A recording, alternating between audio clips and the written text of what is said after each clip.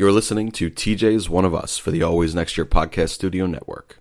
You can find the team on our Twitter at ANY Podcast. You can also find us on our website, www.alwaysnextyearpodcast.com. And now, to bring us in, the Jackdaws. A fighting man I used to be, revered and feared through Killarney. Now I'm back to hitching with a win. But if Mickey Flynn should ever find me, I'll throw me caution all behind me and square off on that son of a bitch again. He cracked open a river too, he beat me Sunday through and through, and so jig over my unconscious frame. I won me healthy sheriff fights, well lucky son still had me life since Mickey Flynn beat me dumb and lame.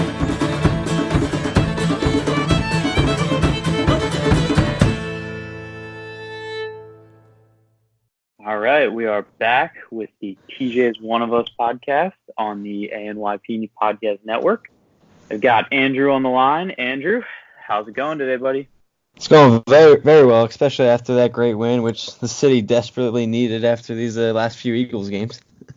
For damn sure. I bursted in the door. I actually had left my office. I watched the first half there, drove home, suffered through some terrible traffic, watched the game in my car. Can't recommend that. Definitely not safe, but had to watch our Sixers.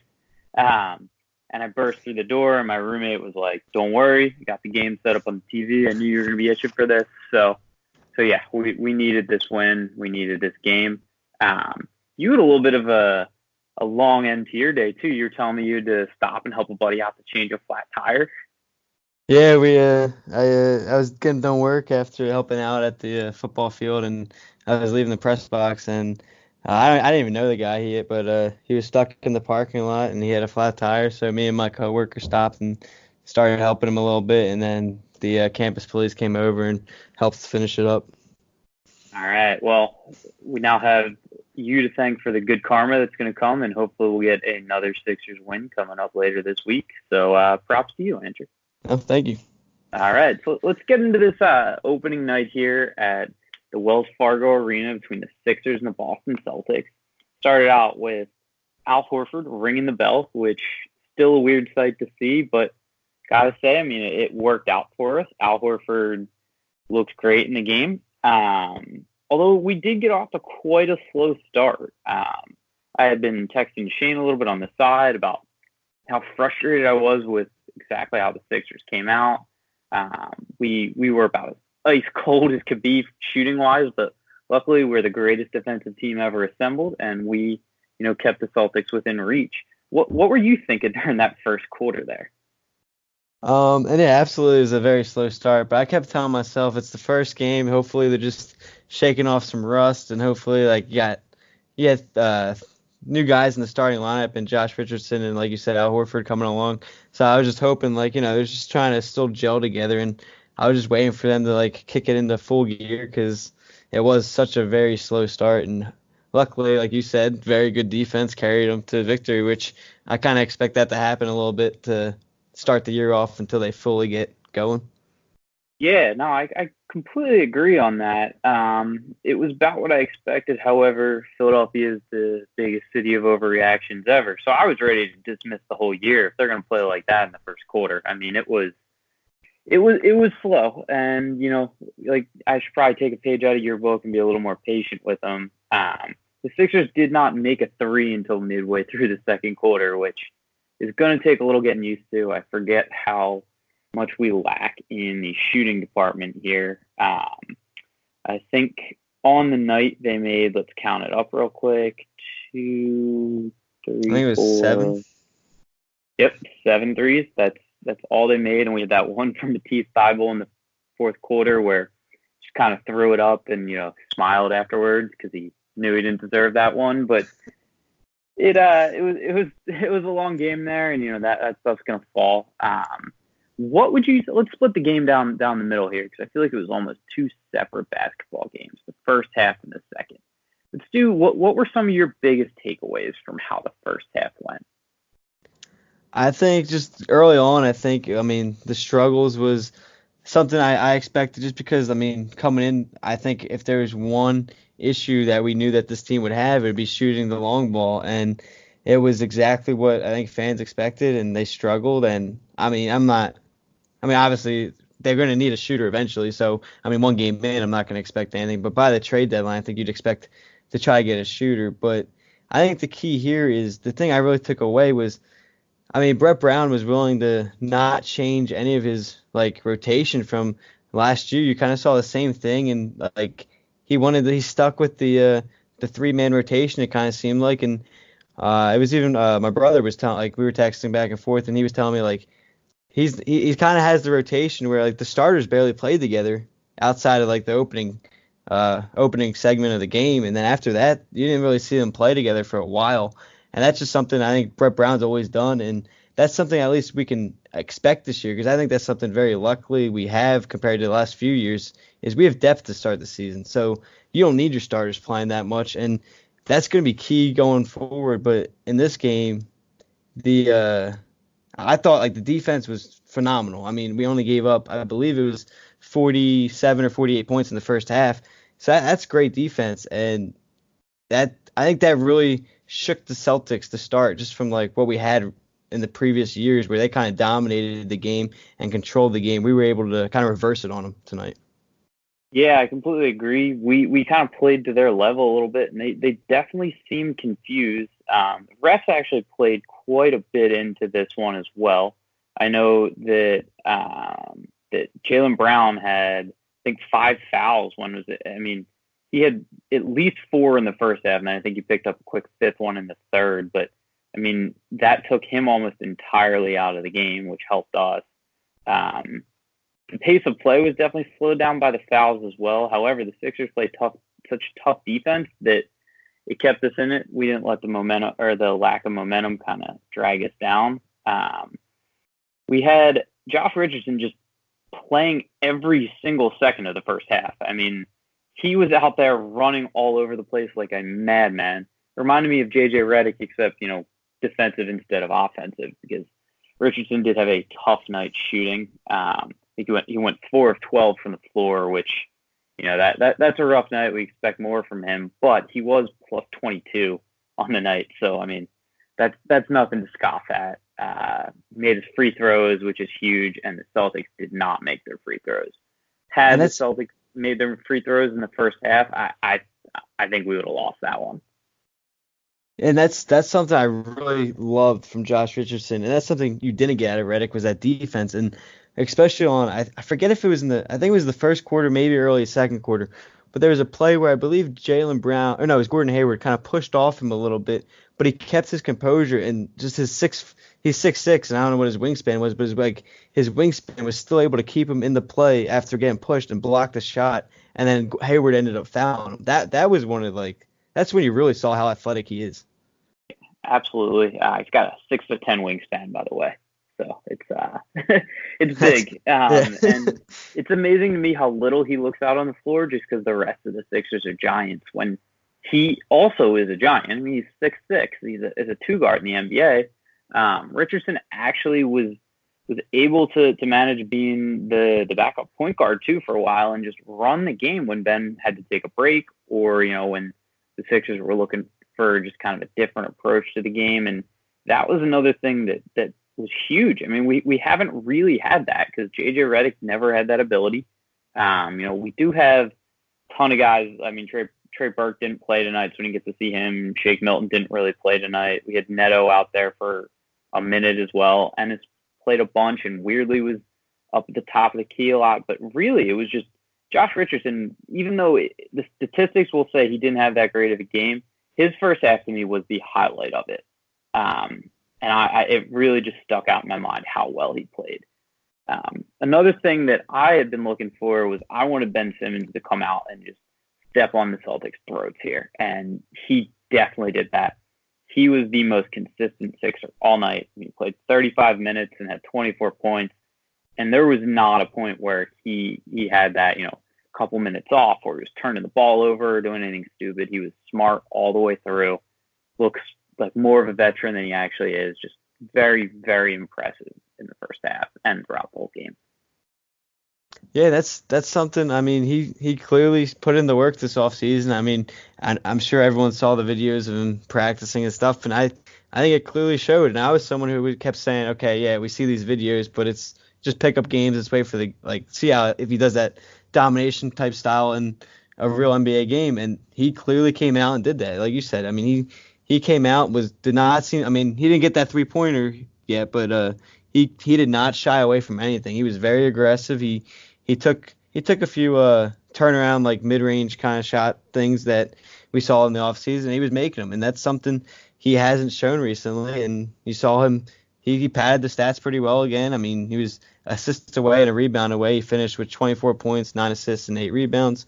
But even from I know he went 2 for 5 from the foul line, but that's still somewhat in the right step. I mean, not where you want him to be, but he made some, which is different.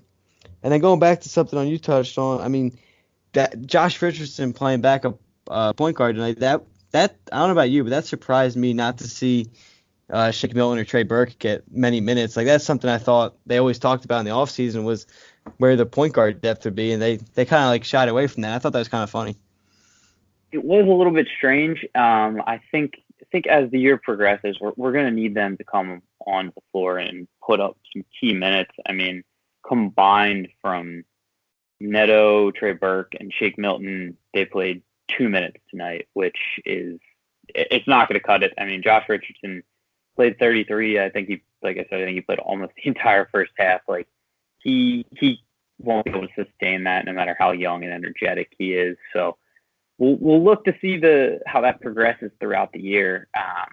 But so the first half ends, the Sixers, they come back and end up leading at halftime, which was pretty big. I mean, they went on I think 6-point run to end the second quarter, and they were up by 1 in a half where we didn't play that great, but the scoreboard, that we kept ourselves in it with just that tough defense, and I think that it really is going to be something that it's going to take definitely some adjusting for me, and I'm sure some other fans to understand that we're not going to score 130 points every night. We're just going to keep the other guy from scoring over 100 too. So absolutely, it's just such a different game now. We're so used to the high-powered offenses. You're going to get a ton of threes, and we're like almost trying to go back to old school basketball. Yeah, exactly. It's a sight to see, but it fits right into Brett Brown's wheelhouse. And so the Sixers come out, they play, like they're shot out of a cannon to start the third quarter. I mean, they were getting rough and physical. Did Joel Embiid take the elbow to the face? Was that the second quarter or the third quarter? I can't quite remember. I want to say I think it was the third quarter. I think it was after halftime because I think he got his third foul on that, or I don't know. Yeah, because it all kind of jumbled in there. Let's go with it. It was the third quarter. The timing of it doesn't matter too much, but one of the biggest things to me was, so tonight Joel Embiid played 23 minutes. He had 15 points, 13 rebounds, 3 dimes, plus 16 on the court. I mean, he also had 0 turnovers, which is a key stat. He looked about as strong as ever, and that's what we expect him to do. But the key thing for me is the 23 minutes. He didn't need to be out there all the time because Al Horford was able to just keep his spot up on defense and just definitely hold his own on offense. He shot, I think he made the first 3 of the game, or maybe the second one. He just provides so much to us and allows Joel Embiid to rest a little bit. And I wasn't worried when we took JoJo out for the first time ever in his tenure as a Sixer. That was just so big to me, and I really, really am loving having Al Horford out there. Yeah, that was huge. I mean, you saw it last year. I mean, Embiid had to play 45 minutes in that Game 7, and that was not going to cut it because he was clearly fatigued. So, I mean, just the way and that's the thing about this team is they have so many players that can just switch out in different positions, and they're so versatile that, like, it's going to – and that, like, just having Embiid not only play 23 minutes is huge. Going to be huge down the stretch when he's actually going to be in shape and able to play. And, like, they just got so many guys. Like, you just move Horford to center, and you can move Harris to power forward, or even, like, Mike Scott off the bench. Like, there's just so many guys that fill that role. And that's what makes this team so exciting because I don't remember the last time we've had this complete of a team.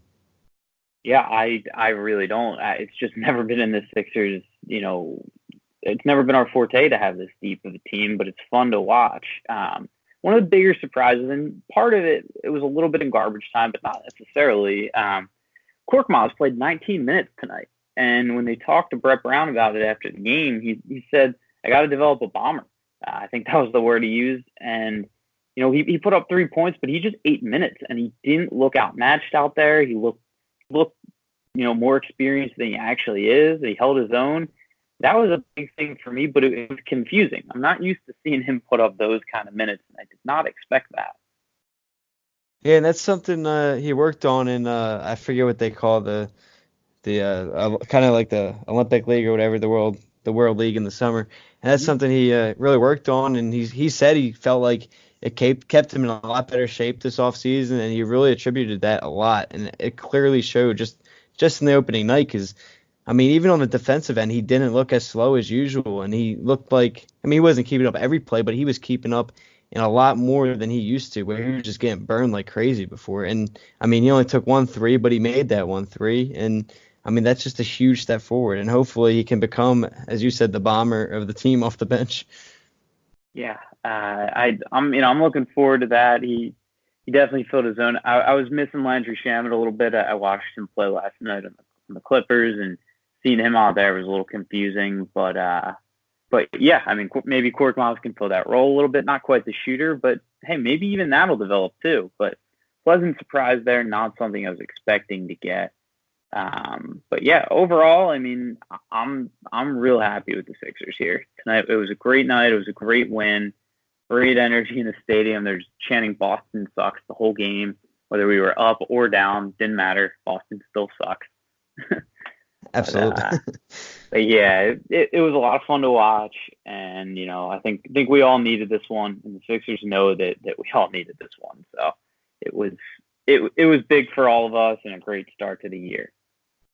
Yeah, I was wondering what your thoughts on Matisse Thybulle were, because like I was pretty high on him coming out of the draft, and like he got 22 minutes tonight as a rookie in his first game, and that's pretty impressive to me. I know he struggled a little bit on the offensive end, but I thought defensively he was tremendous. I mean, he had 2 steals and 2 blocks, and like that's just going to be that's something again last year they lacked defensively off the bench, and I think and his offensive game will develop in my opinion.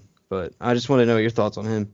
Yeah, I can't believe I didn't even talk really about Matisse. In the first half, he got put on ice a little bit by Kemba Walker, which I think was a good thing for him.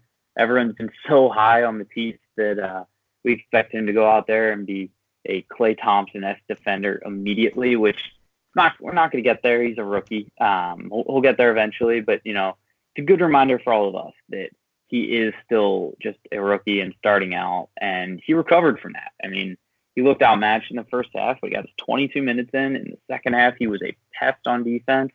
I mean, no one could get by him, and even if they did, he was still blocking shots. So it was I was going to say about what I expected, but he exceeded expectations as well. We don't need him on the offensive end. We need him to go out there and play lockdown D, and he will definitely be a burst of energy off the bench as we move through the year. And exactly, that's something. I mean, we've been lacking having rookies contribute to this team, and that's hopefully something we get from him. And even just his aggressiveness too. Like he ended up having 5 fouls, which is a lot for a bench player, but that just shows he's not afraid to be in this league. Agreed, and we're gonna chalk that up to the freaking refs. They were calling literally every single thing tonight. What's your take on this new coaches challenge thing in the NBA? That it takes a little bit to get used to. I honestly forgot about it until Brett Brown did challenge that one call, and just because like even the announcers were like, I think Brett Brown just got a technical, and then they were like, oh wait, never mind, he's challenging. It's something to get used to. I don't know if I like it yet. I mean, it's nice to get the call right, but it's just odd timing, and I'd almost rather it not be in there. Yeah, I agree. I think it's one of the stupidest innovations they've thrown into the NBA. Give us a 4-point line instead. Try that for a year. Hopefully this is something that's short-lived and doesn't last long, because it extends just an already long and choppy NBA game. I'm not a fan of it. I'm going to keep watching this because I'm sure at some point it will work in our favor. I'm sure at some point it'll bite us in the ass. But I will be bitching about that all season probably. So keep an eye on that one. Sorry, it's it's almost like they try to have a response to the NFL having the pass interference challenge, because like I don't know, it just seemed weird timing. It was like right after that whole thing happened, and it was like it almost seemed like they were trying to get ahead of the game before they had a call blow a playoff game or something like that. Yeah, I agree. And the NBA is a very innovative league, and they're very smart that way. But do less sometimes. I don't think it's a complete swing and a miss yet, and I don't think it really will alter games too much. But I don't know. I'm a purist about that. But so, all right, we just ended game one. The Sixers are 1-0. I mean, only 81 more games to go before we finish our undefeated season. What are your closing thoughts on this game one? I think one last thing to touch on that I don't think either of us mentioned was going. I mean, it's part of defense, but just in general is the way. I know it helps to have the height we have, but the way we rebounded was just phenomenal too. We out rebounded them 62-41, and I think that's going to be a key to this team as well. Is like to have that great defense. You control the rebounds and you stop their second chance points. That's another thing they lacked, and if they continue to control the rebounds, that's going to come a long, long way. Yeah, no, I could not agree more. The Celtics are a tough rebounding team as well. For us to out-rebound them is just damn near impressive. I think, actually, I'm surprised that we didn't touch on that. There's just so many other good things to talk about in there, and I guess we almost even lost sight of the rebounding. Yeah, that might actually be the brightest spot of the game, but maybe we've just grown to expect that. Sixers have normally been a pretty good rebounding team. One of the things that stuck out to me too, and this was, blown out of proportion almost because the Celtics were so bad at it, but we made free throws. I mean, Ben missed 3, but he's always had his struggles at the line, and I'm okay with that.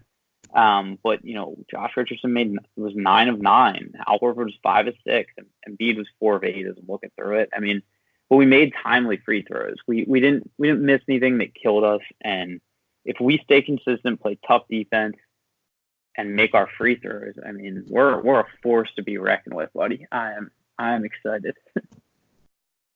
Yeah, that's something that this team.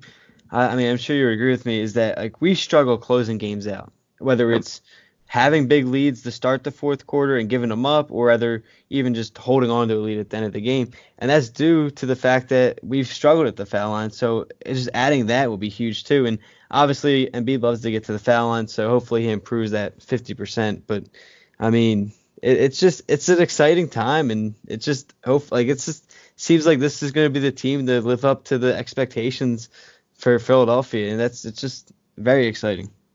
Absolutely. The lone dark spot for me is we did not get an Embiid post-game interview because our boy was too busy tending to his swollen nose, and he was bleeding from the mouth. He got beat up a little bit tonight, so he decided to work with the trainer and get looked at. So he wasn't available for a media interview, but I'm curious to hear what he has to say about it. And after we hop off here, I'm definitely going to be delving into some post-game interviews to really see what everyone was saying about this. But all in all, a big win. All right, so let's talk a little bit. I had run through some of this with Shane on Monday, but I am dying to get some of your takes on just the rest of the NBA and the Sixers as well, on just some futures picks, some crazy takes, just couple questions I got for you here, and then if anything comes up that you want to ask me about or anything that you're dying to share, feel free to just interject. We'll go quick here, or we'll delve into some stuff if we need to. All right. So one of my questions from yesterday was, and it's more pertinent now, is how good are the Celtics? I'm not high on the Celtics. I think they're a pretty mixed team in terms of reporters' views, but I would say, to me, they're around a 5 to 6 seed type team. I just think they lack certain areas. I think Enes Kanter, he's a good center, but to be playing a ton of minutes each night, I think that's going to wear on him. Kemba's a good point guard, but I don't think he's that point guard to get you over the top or anywhere. So I think they're going to be the probably mid to bottom half of the playoff seedings. Yeah, for sure. I'm definitely in agreement on that. I'm not high on the Celtics, and not just because I hate that team in Boston, but yeah, I agree. I think tonight definitely showed that they're they're lacking leadership out there. Kemba Walker's going to need to step up more than he did tonight. But, we'll also credit that to the Sixers' tough defense. On that same kind of line of question of how good questioning here, how good is Kawhi Leonard? Did you get to catch any of that Clippers game the other night? I saw most of it. I kind of missed the back end of it, but I definitely saw like the first half and into the third quarter. And he's unbelievable. I think he's got to be in the conversation for best in the league. I mean, between him, Kevin Durant when he's healthy, and LeBron's always still going to be up there, but I think I don't know if he's surpassed Durant yet, but I think he's definitely close to it. I mean, he knows how to play offense and defense, and you don't get that a lot in the NBA anymore. Usually they're just either a tremendous defender or a tremendous offensive player, but he's got the whole package, and it's just rare to see these days. Yeah, absolutely. I mean, so one of the crazy stats surrounding Kawhi Leonard right now is he has a chance to win his third title in a third city. Be the first person to ever do that. And in my eyes, he does that. Do you think he enters the talks for one of the 10 greatest NBA players ever? And I feel before this season, I might have felt ridiculous about it, but if he wins a third title this year in LA for the Clippers, who have never won an NBA title before, do you think that's a ridiculous question? I think I don't know if I'd put him in the top 10 yet. I think he'd definitely start being in the conversation just because I think he is still a little bit on the younger side in terms of like experience. But I mean, if he wins that third title, I don't think it's too out of the question. I mean, I think that off year might kind of hurt him a little bit just because I don't know. I think fans are still, especially Spurs fans, are still mad about that, and fans will look for anything to criticize a player. But I mean, I think it would definitely start being in that top 10 conversation, to answer your question. Yeah. Okay. Yeah. I mean, I was tentative, first asking that the other day, and I've been asking this question to more and more people, and I'm getting more confident about it. I think we're seeing greatness out there from Kawhi Leonard, and I mean, last night was a great example of it. He's obviously really healthy, and hopefully he's going to be, playing a lot of minutes this year, and we'll get to see some more of him out there on the court. All right. So one of our favorite players here on the TJ's One of Us segment of the ANYP podcast network is Andre Iguodala. Where do you think he ends up this year, and when do you think he ends up there? I think it's going to take a little time for him to find a team. I think it's going to be like, you got to try to find out who needs what type of situation. I think in terms of his position, I think I could see him. I think a nice fit for him off the bench might be with a contender. Like, I don't know about you, but I think Portland could be a good fit. I mean, they kind of don't have the biggest names off their bench, and I think I don't know if he will go there, but I think that'd be a great fit for him just because it's a contending team. He's got that leadership. They're still trying to get to that next level. I mean, obviously they got Damian and they got McCollum, and then they're kind of built around. They got Hood and stuff. So like they have that. I don't know if they're a championship caliber team yet, but they definitely got that full-on playoff contender, especially this year with how open the league is. And I think that would be a tremendous fit for him. That's the most interesting answer I've heard to that question. I mean, it's no joke that I love the Portland Trailblazers, and my boy CJ McCollum, who was in college with me at the same time. I'm sure the listeners are tired of hearing me talk about that, but they are an incredible team, and they're looking for just extra pieces off the bench. Plus, that is a West Coast team, so he wouldn't have to travel that far because Iguodala is a West Coast guy. That's definitely a possibility. I've never even thought of that. To me, it was just LA or bust for either team, and it would take a lot to get him there. Yeah, we'll definitely mark that one down. I would love to see him in a Trailblazers uniform. I just feel like outside their starting lineup, their forwards are kind of thin, and I mean, I forget they got that one guy. I think he's pretty young. They got Whiteside, but they also got I forget his Mario, that shooter from college that Orlando drafted a few years ago, Mario Hejana or something like that. I don't know how to say his last name. Yeah. But I mean, I think that might be their best forward off the bench, and I mean, I think Iguodala brings a tremendous improvement to that, like that. Yeah, they're definitely missing out on. I mean, Nurkic is out the whole year, so they're missing some size. They could definitely use it, and I mean, they're going to be a contender all along. So they one of the best, if not the best, backcourts in the NBA right now. So that would be quite the fit. All right, I'm marking that one down because whether you know it or not, we will be coming back to all this stuff at the end of the year and hopefully gloating about how we're all right. But somebody's got to be wrong, so we will be rubbing it in each other's faces. But I think it's good to get all this stuff on record and come back to it. Absolutely. All right. So before we get into some fun Sixers questions, let's throw a couple things, just general questions out here. Who is the biggest wild card in the West for you? It could be a player, it could be a team, it could be a coach, it could be a country. What are you thinking? I would say I think the Kings could be an interesting team this year. I mean, I'm not saying a wild card to go to the finals or anything, but just like to get into the playoffs for the first time in a while. I think they kind of have some interesting pieces, and I mean, Buddy Hield just got locked up to that long-term contract. They have Marvin Bagley, who's never been Harrison Barnes. They just got a bunch of interesting veteran names that I think if they all click together with Fox and Hield, I think that young backcourt could really lead them to an interesting playoff position and maybe make a little noise and, I don't know, make an interesting first-round matchup. Yeah, I could definitely see that. One thing about the Kings is they win when they're supposed to win, and they play consistent all the time. So I can see them battling hard and, entering the playoffs maybe as like an 8 seed or a 7 seed. I mean, a little bit of a force to be reckoned with. I mean, I wouldn't want to play someone like that because they have nothing to lose. I think for me, I can't even remember who I came up with yesterday, so I'm not gonna, at risk of contradicting myself here. I'm just gonna not go back down that road. But along that same topic, who do you think the biggest wild card in the East is then? In the East, I'd say I know they've been talked about a lot, and they're going to be good in the future.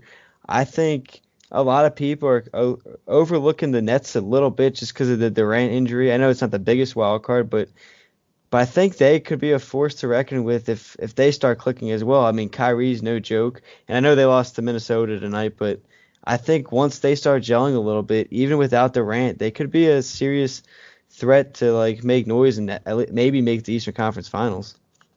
Yeah, you can't see me right now, but I'm smiling ear to ear. So that was my exact pick. I am very high on the Nets, and I do not want to play them in the playoffs. I mean, Kyrie just dropped a 50-burger out there tonight and was standing on his head. I mean, like, he was just special, and I agree. As they start to gel a little bit more and gain a little momentum, they'll be a tough team to watch or to play against, and I could definitely see them going further in the not so deep East. Maybe making some waves in the playoffs. But yeah, we will definitely be watching the Nets whether we like it or not. And I think Kyrie too. People forget that he's top 3, top 5 guard in the NBA. I mean, if he decides that he feels like playing the whole year, he could be one of the best point guards that's out there. So yeah, we're definitely on the same page with that. That was my exact answer yesterday. And while we're talking about other teams, I just wonder this is another team I think could be interesting, kind of like the Nets. But what are your thoughts on the Pacers? The Pacers, so I go back and forth on them. Oladipo's out for the first 2 months of the year, I think. But they played so well without him last year, and the East has gotten worse, not better. So I think that they might be finishing up in like a 4 seed kind of area. And I agree with that. They're just a team I keep going back and forth on because, like you said, they did so well last year even without him. But like, it's just some of those names are just a weird mix, just a weird group. And like, obviously, TJ McConnell went there, and we'll see if he can still bring that same energy off the bench. But they just got they got the Holiday brothers and Aaron and Justin, and then guys like Jakar Sampson, Miles Turner. It's just a weird group of names, and I think they're trying to get a lot out of Doug McDermott too. And it's just like a bunch of good college player names is the way I look at it. Yeah, I feel like they're a bunch of dudes who like don't have shoe deals, don't have like endorsement deals. They're just out there playing basketball, and they happen to win every night. And like, we'll probably all be tuning into the Pacers, being like, "Oh, look at that, they won again. Oh, look at that, they won again. Wait, what? They're 17-2 right now, and Oladipo hasn't been out there yet? Are you kidding me?" Like, that could definitely happen. Or we could be looking at them, a couple weeks down the road and be like, oh yeah, there is no one on the Pacers. They stink. Like, I feel like they're one of those teams on the edge either way, but I'm leaning towards them being good as well. That's the same exact way. Yeah. All right. So then let's get into some Sixers talk here. The Vegas has over under for Sixers wins at 54.5. I mean, this has got to be the surest bet in the history of sports, right? Like they're hitting this over 10 times out of 10, right? Yes, I would definitely go with the over on that. I honestly was thinking they hit 60 this year. I said 61.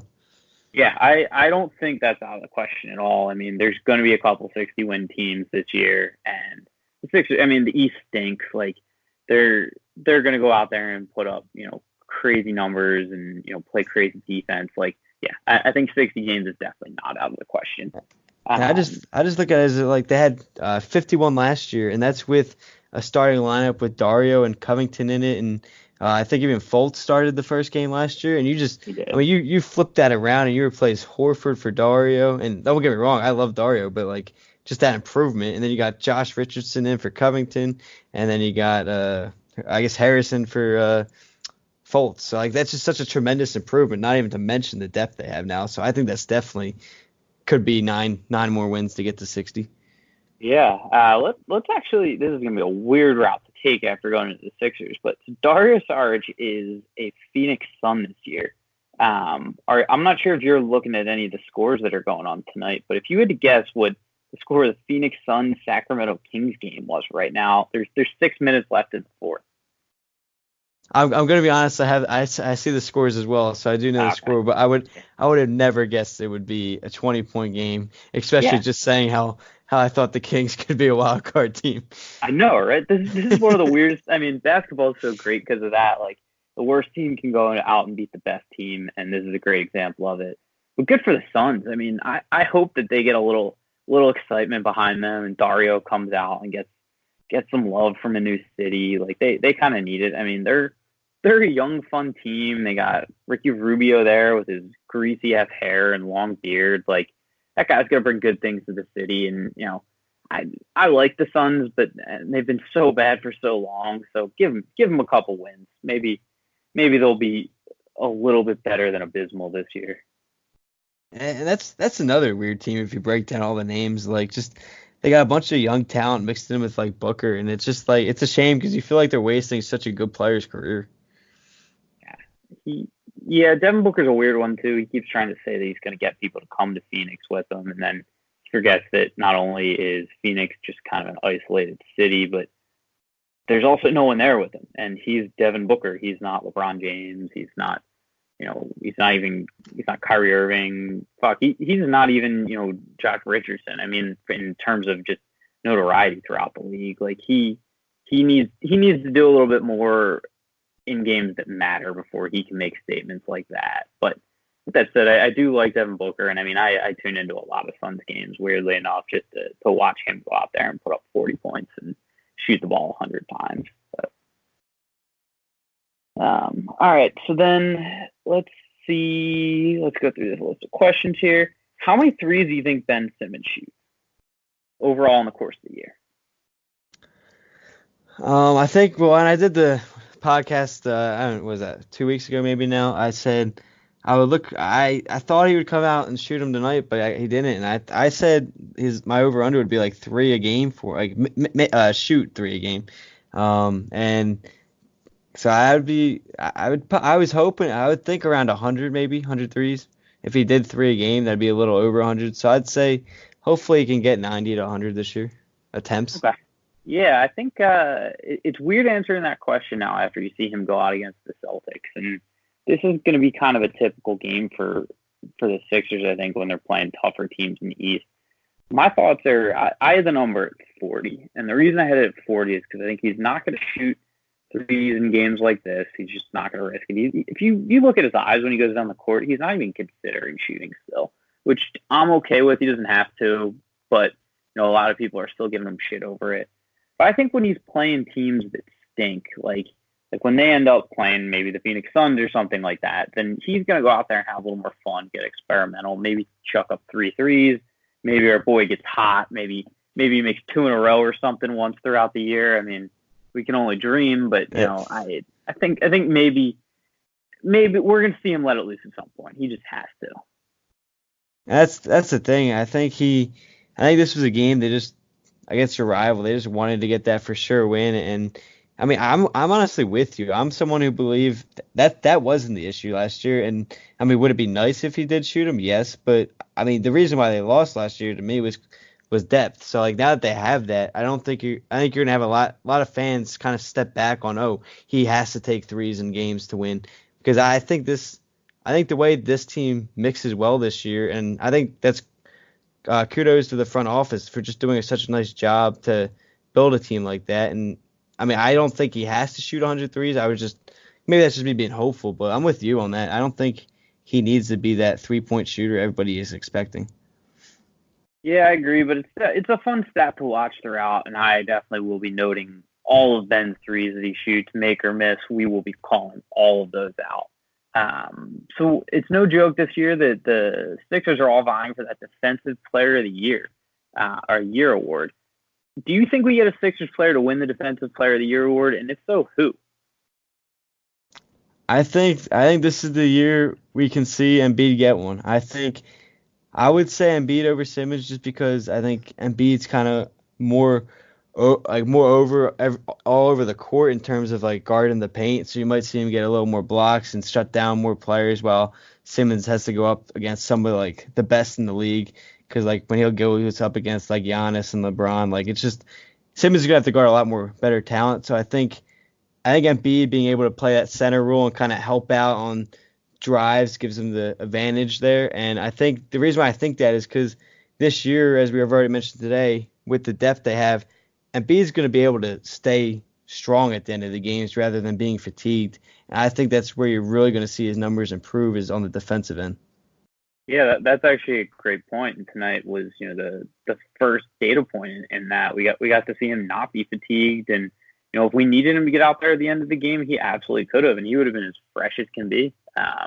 He had, let's look up his number real quick here. He had 3 blocks tonight. Yeah. Like, I mean, no joke, in 23 minutes. And I feel like anyone that came near the basket, if they were going straight at him in the beginning of the game, and then after he got those 3 blocks, they just kind of stopped because they knew what was going to happen. Exactly. And when you have that much height, it kind of pushes everyone, because they think they get by this one guy, and then you have Embiid coming, or Embiid pushes him over to the left, and then you have Simmons there. Like it's gonna be such a team dynamic defense, and it's gonna be crazy to see them fight for that award. I think either one could honestly win it this year. Yeah, I agree. I think I had said Josh Richardson might win it, but he's not a big enough name really to get the notoriety for that award. I mean, it is the media that votes on it, so. I think it would be pretty hard for someone other than Ben Simmons or Joel Embiid to win it. And I mean, if Joel keeps playing like he did tonight on the defensive end, I mean that award's his. It's crazy how good he looked. All right, so Brett Brown is on the hot seat this year. So do you think that, or let's go this way, how far do you think Brett Brown has to go to keep his job this year? And at what point do you think people start questioning him again? If we go on a losing streak, if there's some injuries, there's some controversy, what do you think brings the Boo Birds back for him? So this is coming from a Brett Brown fan. I'm a big Brett Brown fan, but I think for this year, I think with the expectation, I think there's no excuses this year. Like, you have a full team. You don't have the question marks you had in the previous years. You have depth. You have quickness. I mean, you have all that. And I think for him to keep his job, I think it could be a finals, at least Eastern Conference Finals, if not the finals, to keep it. Just because, I mean, pending any injuries, obviously if a big player gets hurt, then you can have the excuses. But I think with him being on the hot seat, even the smallest kind of losing streak, you're going to have people coming out and chirping and stuff. And I mean, even tonight, you had people complaining about some of the rotation minutes just because you have people who from previous years don't like Furkan. So, like, the fact that he got almost 20 minutes had people going crazy already. So I think it's not going to take much for people to get get all over Brown. But for me, I would say if he makes the NBA Finals, it's worth bringing him back. But anything short of the Eastern Conference Finals, I'd expect him to get a coaching change. Yeah, I think we're all big Brett Brown fans here at the TJ's One of Us podcast. I mean, we don't hide it at all, and I would hate to see him go, but it's just the situation that he's in right now with the front office. If they need a scapegoat, it's gonna be him. I think his Eastern Conference Finals are bust as well. He's got to get there, and I don't have any doubt that he will get there. Especially because he seems to be coming more into his own with the media. I mean, he's sure of himself. He's more involved in the front office. I mean, he's the second longest, or will be the second longest tenured Sixers coach ever. I think near the end of the month, so in the next couple games. I mean, it's an incredible stat. I mean, he rode through the process. So to me, it would be criminal to get rid of him now. But it's a tough city, and we don't make those calls. So that'll be another thing we will definitely be paying attention to. All right, one more kind of weird question here. Who do you think will have the most made threes on the Sixers at the end of the year? Most made three, I'd say. That's a fantastic question. I'd say Tobias Harris might get that role just because he's got that fitting role where he's going to get some open shots. I think he's a better shooter than Richardson, and they're going to be the two guys you're going to see get open from the starting lineup just because you'll have Simmons driving and kicking out to him, and depending on who's on who, I think Harris is going to – I mean, went 2 for 5 tonight, so it's not the best percentage, but I think that's what you're going to get with this team.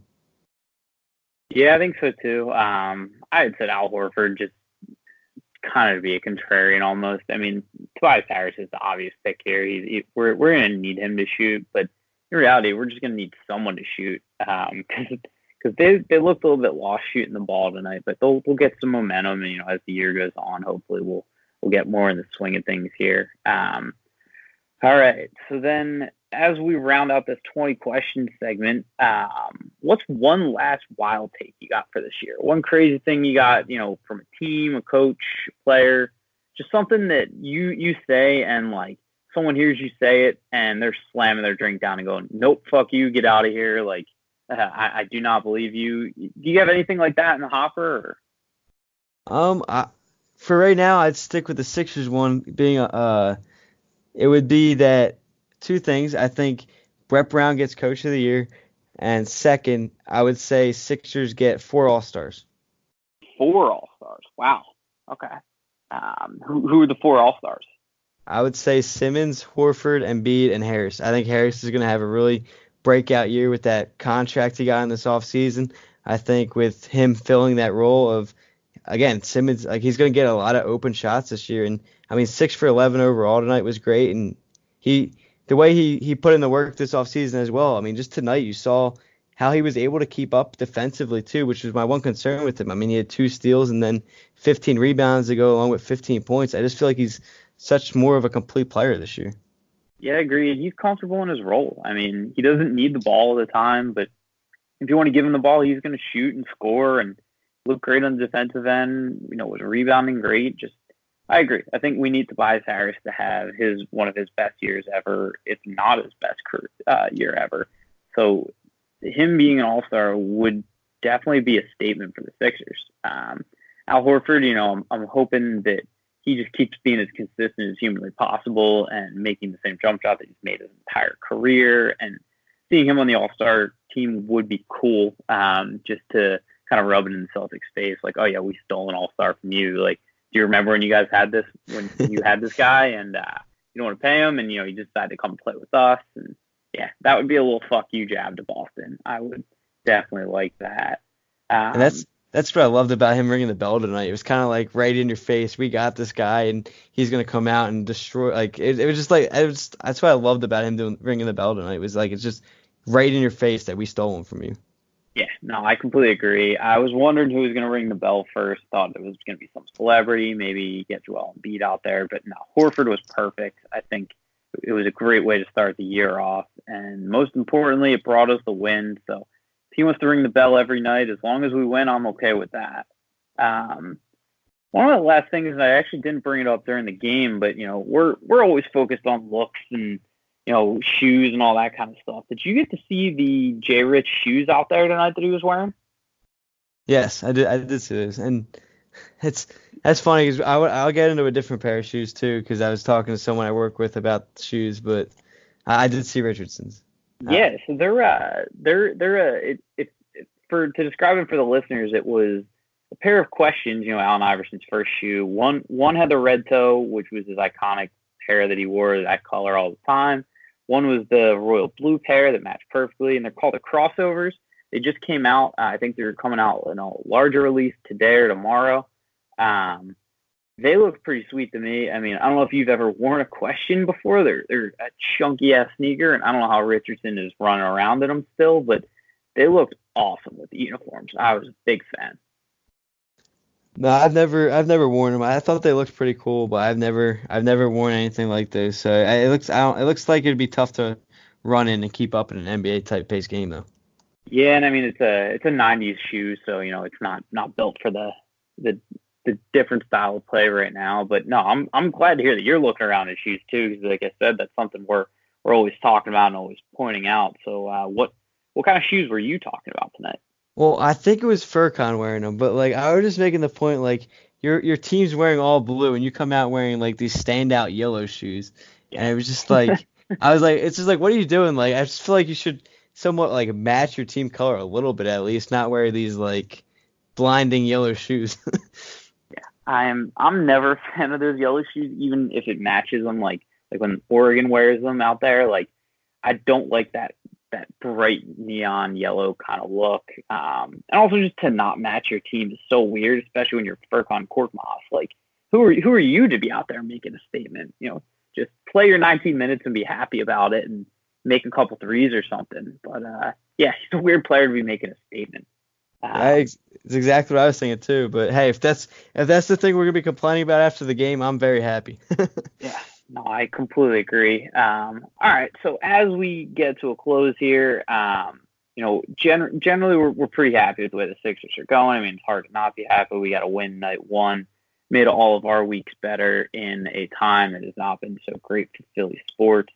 One thing we did notice, and we're going to drive this straight into Zaire Stash, our favorite segment here. TJ is one of us, where we talk about if a player, coach, NBA figure matches up with our boy Zaire Smith, who's not on the roster right now. It's a tough one in the looks department. So tonight, what I noticed was Brett Brown was out there. Our boy shaved. He got rid of his beard. He was out there looking trim. Looks like he could have hopped on the court and played, a solid 10, 15 minutes. He looks in great shape. So, Andrew, with that, I ask you, how does Brett Brown compare to our boy Zaire Smith? Is he better looking than the seventh best player in the NBA, Zaire Smith? I'm going with Brett Brown tonight. He looked very fresh. I thought he looked a lot better than he did last year. It was a good look for him.